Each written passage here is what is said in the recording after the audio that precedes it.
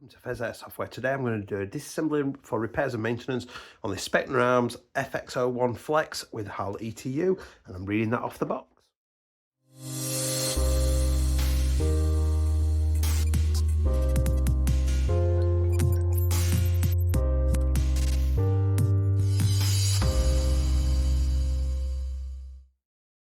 And welcome back. If you do enjoy this content today, please do like, comment and subscribe. All my socials are down below in the links, in the Linktree link, and my join button is down below for channel memberships. Totally optional, really appreciated. 99p a month, custom giveaways, videos, bloopers, all that kind of stuff.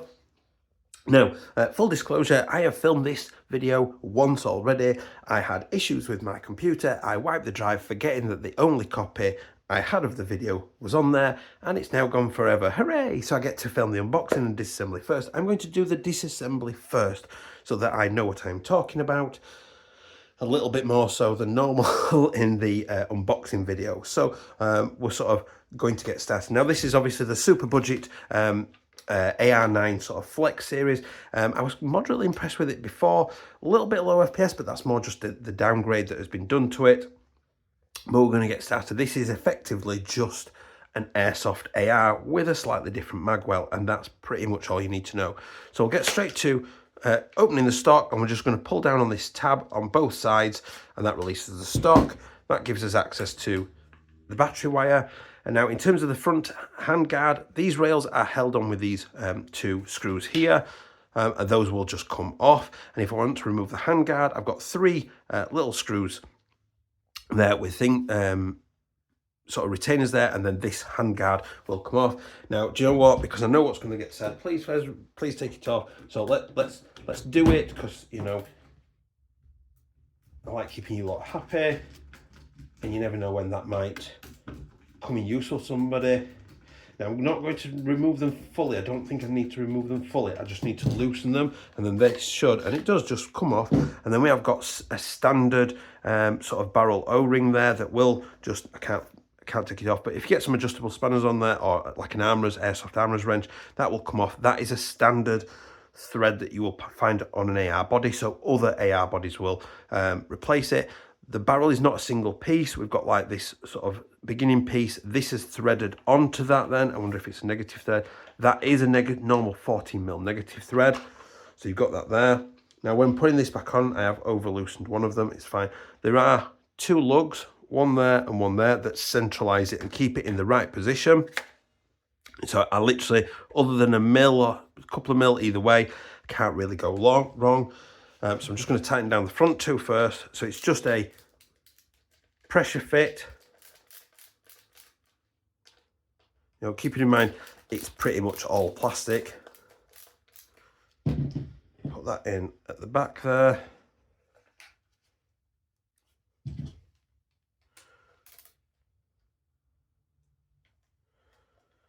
I went backwards there. If you notice, then I did go backwards first just to get it into the threads properly before I went back forwards. So that's now tightened on. That's not going anywhere. I do like the form factor. It's quite nice.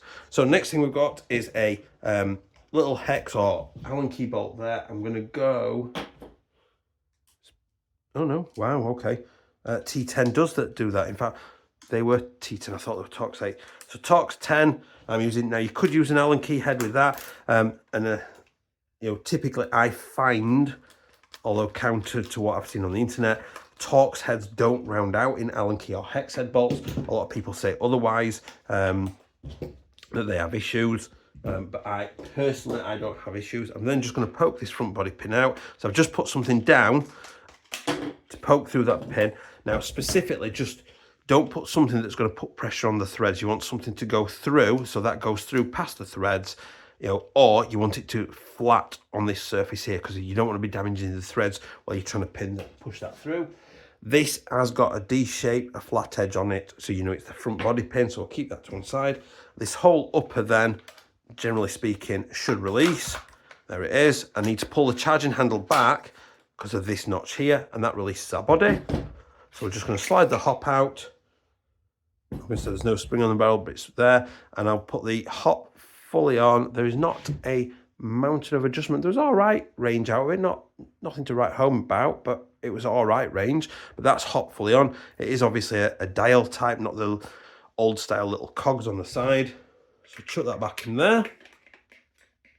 So that is our, I can locate it, barrel, and it should be nice and springy. We want it springy because the spring helps keep it locked against the front of the gearbox to help with compression and things like that. So next thing I'm going to do is I'm going to take the pistol grip off. So we've just got a little retaining thing there. So this little screw here, we're not going to remove the screw, we're literally just going to pull back on the screw, and that just pulls that little retaining clip. So we've got the red wire at the front, so both wires are coming up the front there.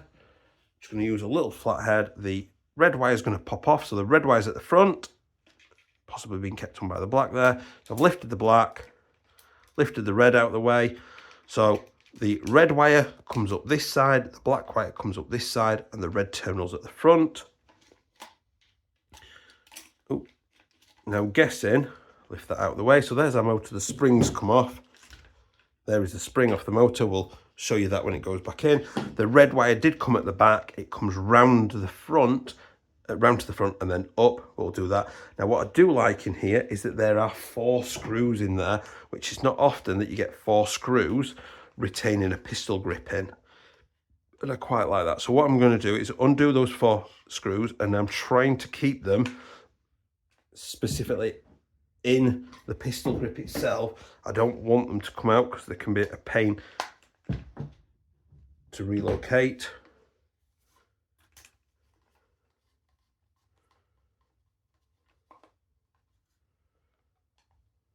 So just use a Phillips head.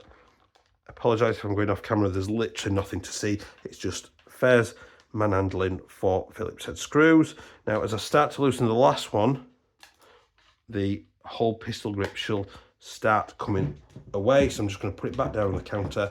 Now, yes, I am very naturally clumsy, but I'm also trying to do a lot of this in mid-air to keep it on camera shot as much as possible, because people like to comment saying, no, it's not on camera. I am trying my best, all right? Jesus, cut the man a break. This is not my job full time. I have a career.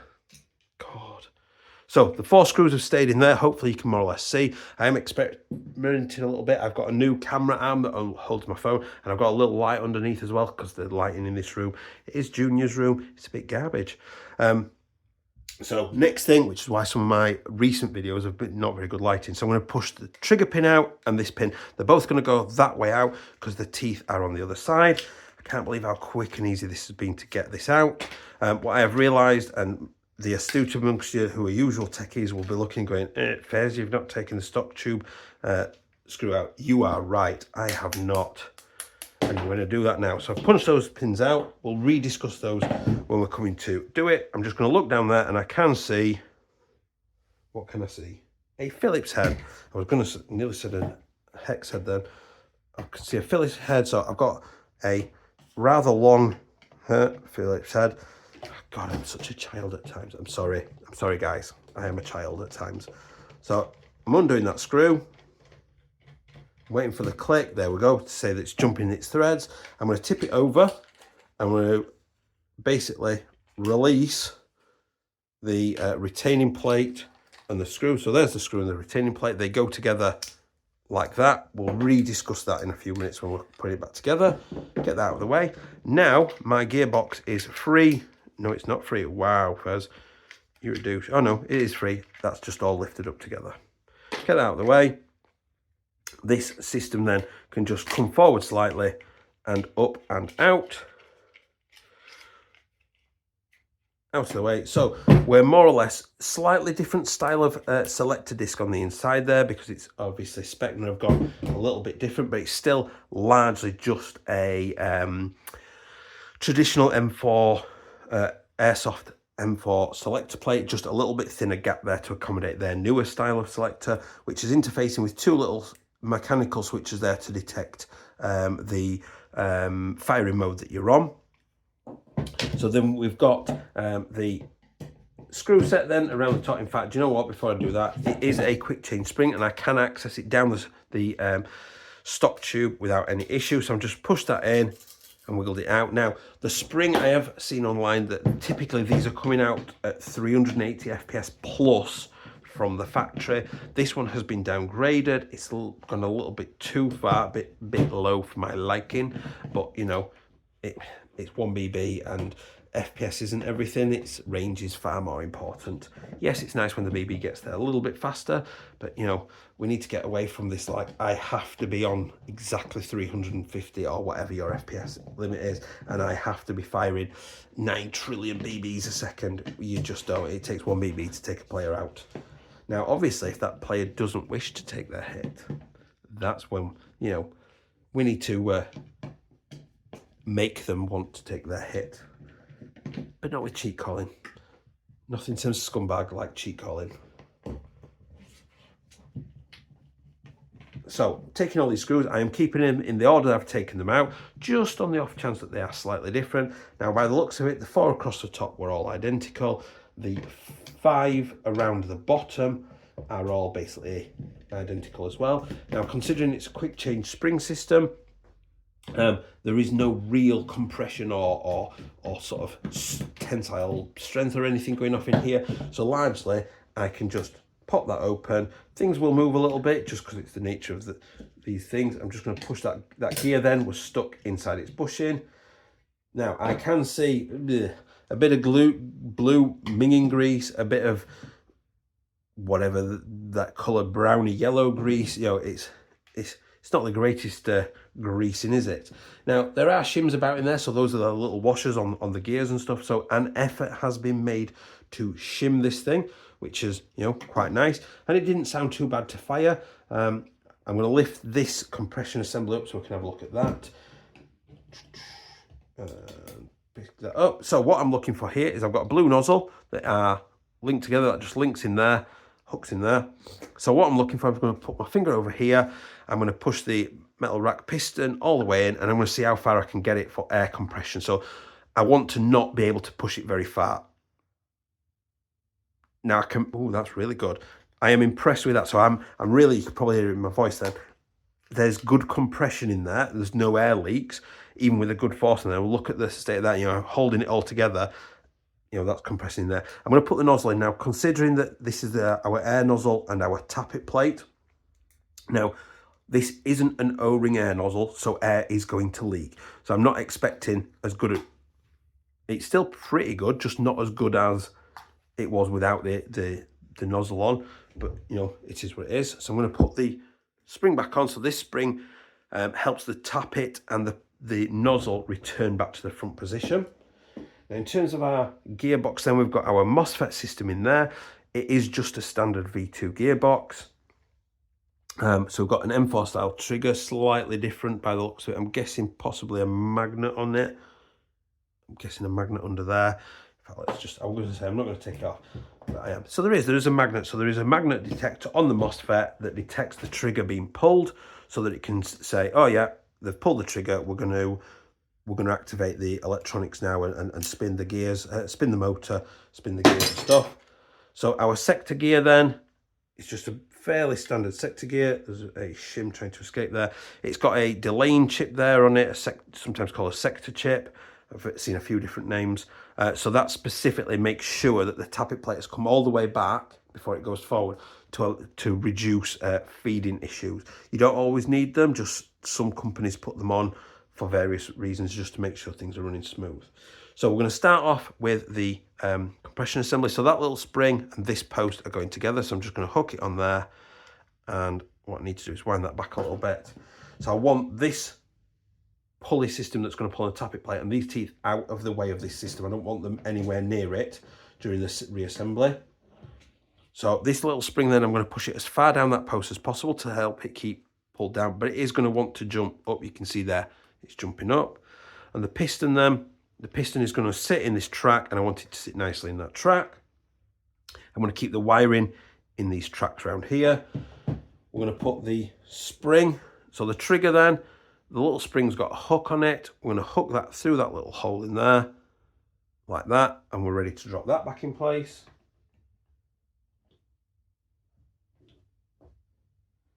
Now what I've done is I've hooked the spring on the inside of the gearbox first, and then I'm pulling against it whilst I locate the trigger There we go. So I basically just hooked the spring just on the inside of this lip here whilst I located the trigger. So it is spring bound, so if I move it too much, this is going to ping out. And the next thing I'm going to do is the anti-reversal latch. I'll just lift it out to show you. So this latch stops our gear set unwinding. It's got a little spring on it. It's got a little tiny hook element on it. So that hook, and there's two sides to this. So we've got a shorter, thinner pole and a thicker one. So the spring's going around the shorter, thinner one on the bottom, not the top. I'm going to drop that into place on here, and I want to, it should be springing up that way. So I'm just going to hold that as best I can whilst I drop in place that, and I can see I'm losing shims there, which I don't want to lose those shims. I don't want those free floating because they're going to cause damage. There's my selector plate dropping off just to add fun to this scenario. Welcome to the fun of rebuilding airsoft gearboxes. So now I have to try and hold all these things in at the same time. So I'm going to effectively roll the gearbox on from the front whilst also trying to simultaneously stop everything from exploding all over all at the same time. Now I've got this far down. I can see that these are more or less lined up. This is not lined up. So I'm just going to get a little thin head tool and just pull that into position. And what I'm looking for is that I can see there it's not gone flush, which means something, no, that's in position, something somewhere is out of position, because that should have gone flush now, and I should be looking at a flush gearbox. So I'm just going to pull that open again, and things are there. Look, it had jumped.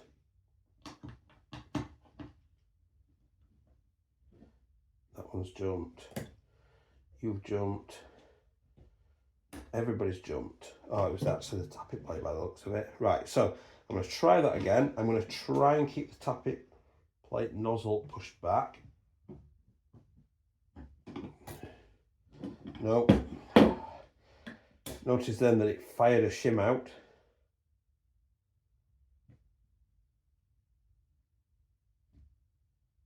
Right, now, nobody breathe.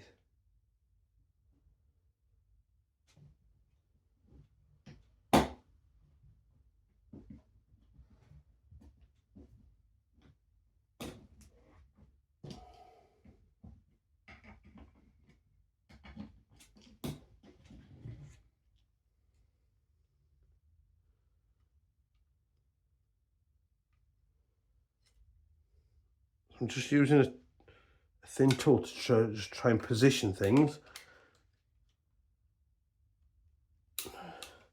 No. Right, so I'm going to go and cry in the corner for 2 minutes and try and get this lined up.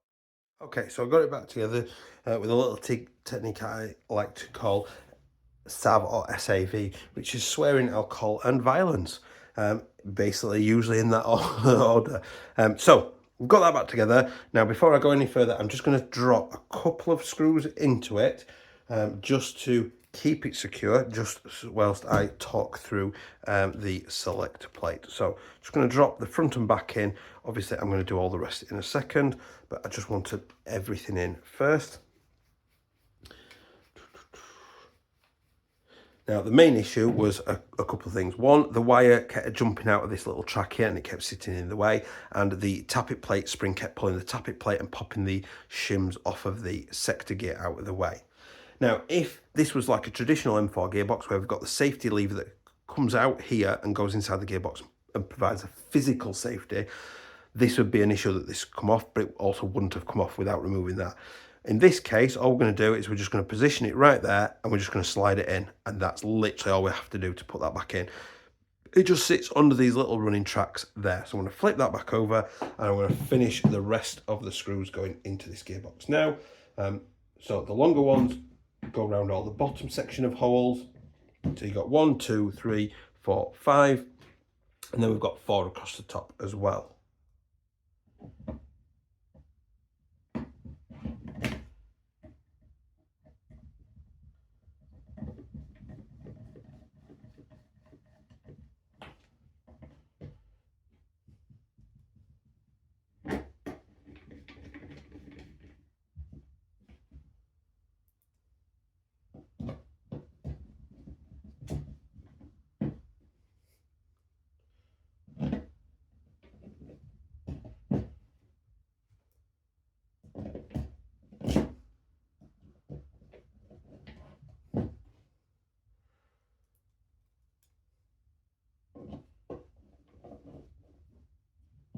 So got that back together. We are ready for our spring guide and our spring then. So in this case, it's just a linear spring, which means that all the springs are basically separated the same amount. The other is like an irregular pitch. So I'm just going to slide that back in there. Excuse me. Our spring guide goes in, obviously in line. The two pegs go in, and then it doesn't matter which way around, but basically a 90-degree turn until it locks back flush. That's important that it comes back flush, and we need to keep it more or less like that. So the next thing we can do then is drop it back into our body. So I'm going to feed the battery connector down through the back of the box, the receiver, lower receiver like that, and the motor wires down through the bottom there. And that's going to drop in place, and I'm going to just push it in. It just needs a little bit of pressure. Now what I'm also going to do is I'm going to bring this in, and this is going to go in this slot here. Now specifically, it's going to hook through, and I can't show it yet. There is, I'll tell you what, for the sake of the video and the internet, we've got this little system here, and hopefully you can see there is right there, there's a little hole right there. This is going to slide through and hook into that hole like that, and when I push on it, it's going to pull that system down. So that's what I'm going to do, but with the gearbox in place. So as I get in there, I'm going to drop that into place. I'm going to lift it up slightly. I'm going to bring this in. I'm going to drop that in place, and now looking down through the mag well, there we go, I can drop that into place, and if I press it from this side now, I can see it's pulling on that little switch, which says it's in the right place. So we can bring the rear body pin in, which is the circular one on both ends, and then we're just going to line that hole up and put that in place. This plate may have come off, and you can replace this with a sling loop plate if you need to. That is metal. And then I'm also going to bring the trigger pin in as well, which it's got teeth on one end, so there's a little set of teeth there. That's going to go in that side there. Again, just making sure that I line the hole up, because what I don't want to do is not have it lined up properly, and then I go banging this through, and I bet like chip part of the MOSFET off and break it, or damage something else, or, you know, shear part of the gearbox out casing off, or something like that. You know, I could cause some real damage. Next thing I'm going to do is I'm going to feed the wiring down the stock tube, or buffer tube. I believe buffer tube is the correct term in the real steel. Is that right? Somebody let me know. And then I've got the retaining plate and the screw go together like that. So underside it looks like that. And what I'm trying to do is this flat edge, I'm trying to keep as sort of squared off with this as I possibly can. So I'm just going to drop that down there. It won't ever stay quite square, but it's okay. And I'm going to put my Phillips head in the top of that. I'm going to roll it backwards until I hear that click, which means it's dropped into the threads in the back of the spring guide. Now, if I watch the spring guide, which is right here, the blue bit here just by my thumb, I want that to stay straight. If it starts going off at an angle, then the screw's not lined up, and things are going to go wrong, and I could potentially cause damage. So I've tightened that down now. That's keeping that straight. It's pulling it tight to help that stability of that. We've now got that is nearly straight down in there as well. So I've got my battery wiring all good in there. Next thing I'm going to do is I'm going to bring my pistol grip in. Now, if you remember, oh, damn it. That's one of the screws. Oh, that's three of the screws. Wow, that was, god damn it. This Tuesday night is not going how I intended it to go. I suppose it's a cry harder moment, isn't it? Okay, so that's gone in there. That's gone in there. So I'm just making sure that none of the wiring is sitting like between the gearbox and the pistol grip, because that will damage it. And what I've got to do now is use my Phillips head to put those 4 screws back in position, which is going to make me cry a little bit. Oh, there's the first one in. Unfortunately, this is a magnetic screwdriver, largely, so it shouldn't be too difficult, but this can be a real pain at times to do. So I've gone backwards first to just get the click, so I know I'm in the threads properly. Traditionally, what we see with an AR is that we get this bottom screw and this top screw are in, and the others are empty. So it's not often we get the all 4 screws in there. That's that one. And we're actually almost done already. It's in. There we go. If it drops inside, please remove it, and don't just think, oh, it'll be right. It will break something, or it will stop you putting it back together. It needs to come out. So there we go. That's gone in now. Now, we noted before that we've got our motor and our spring. So the spring is literally just going to click onto there. It's a little bit loose, that's fine. We're going to put it in sort of slightly at an angle. Now, our red terminal on the motor was at the front. So we've got a red terminal here with a little spade connector and a clear one at the back, which is a black terminal and a spade connector. So my black wiring, I'm just going to bring this side a little bit because that's going to reach around to the back. The red wire comes in at the back, and I have positioned it so it comes around the side of the pistol grip and up the front as best I can, making sure the main thing here really is keeping it out of the way of the basically the hole for the motor to go in. So I'm just going to put that in almost sideways so that spring doesn't come off. And what I'm looking for is when it's in position is, there we go. It should be nice and springy like that. That motor should be springing about quite happily. So I'm just going to hold the black wire out of the way. I'm going to put the red wire on its terminal. That's gone on. I'm going to put the black wire round onto its terminal. It is quite fiddly, so don't worry if you have to get needle nose pliers on it, something like that. And then this base plate, I'm just going to move the wires a little bit. I just want them to come away from this, just so I can get that round. And that should easily, I shouldn't need any real force to get that to click in place. If I'm having to use force, something is not lined up right. That's clicked into place. So I've now got my pistol grip on. Last 2 bits then, we'll put the stock on first. I'll just feed the wiring into there. Put my stock on, pull the tab down.